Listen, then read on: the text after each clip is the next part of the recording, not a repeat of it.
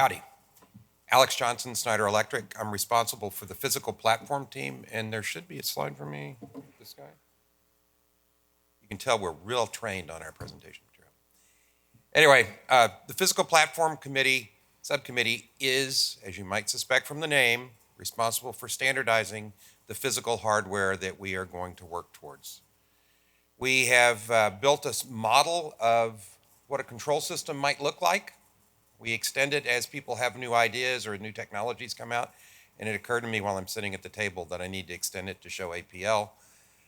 So it's always changing.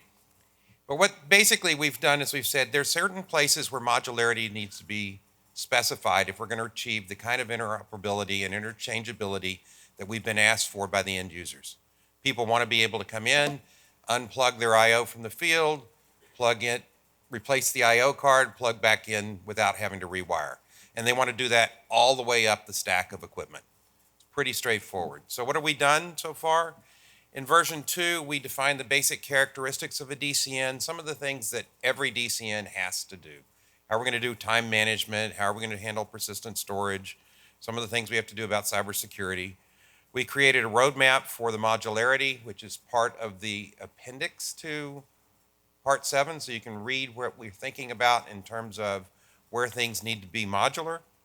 We contributed to the networking communication spec that's in Part 4, and we contributed to system management's hardware diagnostics.